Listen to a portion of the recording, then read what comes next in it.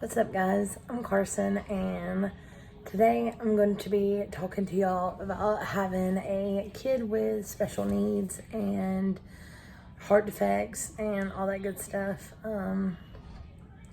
If you don't know me, I'm Carson. I am a 26-year-old who just lives my life day by day. I work my butt off and I do everything I possibly can to provide for my son. My son was born July 26th of 2019. My pregnancy was great. I worked my entire pregnancy. My water broke at work. My whole pregnancy, I had no idea anything was wrong. On July 26th of last year, my son was born at 8:44 in the morning, and he was born with TEF is what I believe it's called. I'll explain what that is in a second. He was born with VSD, and I'll also explain that. And he was born with cleft palate of the soft palate. Okay, the TEF is, I do not know the medical word for it. It's like trachea, fistula, something like that. When my son was born, his esophagus was connected to his lung instead of going into his belly like everybody else's does.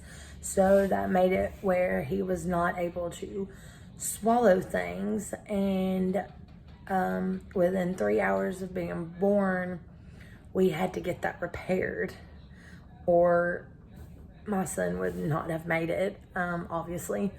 So we got that repaired, and then he stayed in the NICU after that, and then we found out all the VSD, the cleft palate, like 2 weeks into staying into the NICU. Sorry, I'm in the hospital room with him and he's watching TV. So VSD is a hole in the bottom chambers of your heart valves. He had a really big hole. We had open heart surgery in December for that, and his heart has been great ever since. Where before his heart surgery, he wasn't able to drink bottles that great or really fast, where, now he's able to. And then, of course, cleft palate. If you don't know what cleft palate is, Google it. There's also cleft lip. Grayson does not have cleft lip. He only has cleft palate of the soft palate, and your soft palate's in the very back. It was a big hole, but it wasn't that big. We are currently in the hospital right now. He got that repaired yesterday, and I just want to talk about issues that come along with having a child with special needs. You have people who are terrified to babysit. You are terrified to put them in daycare. My fiance sacrificed working to stay home with our son. I work, but that was all my decision, and he stays at home with him around the clock.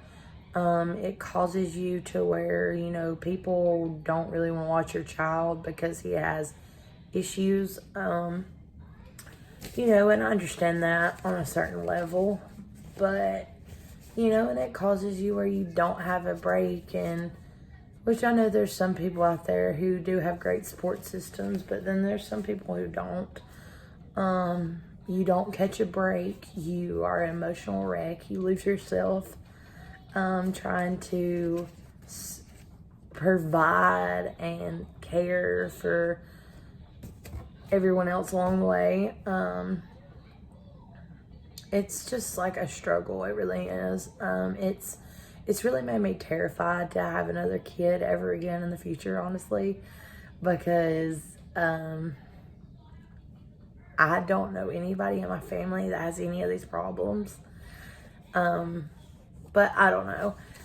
It just is all scary, and you sit and wonder why your kid, like, why your kid, like, but, you know, God never gives us anything that we can't handle, and I know that, but, you know, it just kind of puts a damper on your life, and, you know, it makes, with me, my child, like,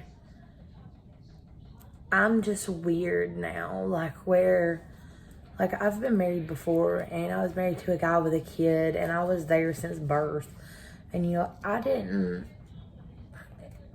and I know it's not just because it wasn't my kid, because I looked at that child as my child, and I feel like something is constantly wrong with my kid. I'm not crazy like that one lady from that Hulu movie who put a feeding tube in her kid's body and nothing was even wrong with her and said she was allergic to chocolate. None of that serious stuff. But, you know, it just makes you constantly be on the edge. You constantly sit and think, like, you get scared going to doctor's appointments. You sit and think, like, are they going to tell me something bad this time? Are we going to have to do another surgery? Along with all the other stuff I've told you about, my son has also had plenty of feeding tubes inserted in his mouth, inserted in his nose.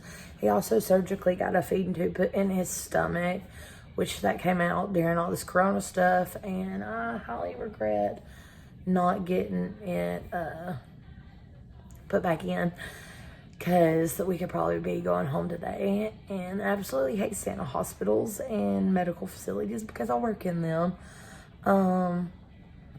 But, you know, it's just like a real struggle, and I just kind of wanted to make a video. And if any of you moms out there who have babies with these related issues or defects, reach out to me. You know, I could really use some advice during this time of horror and darkness, and all I know to do is just pray about it, and that's what I try to do daily. And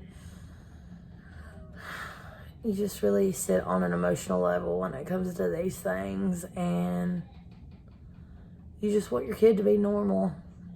You really do. And it's really hard when, you know, they're not. And along with all these defects, like, it's amazing that I got them, that these doctors are able to fix things like that, and I am forever grateful for that. And it just, like, it just sucks though, because you just don't know what's coming next, and you're just on the edge all the time, like I said, and it's just so stressful. And I just feel like it's something that, no, I don't wish on anybody, and I don't think anybody should have to go through any of this. And my boy is so strong, and he is so strong, and, you know, it just,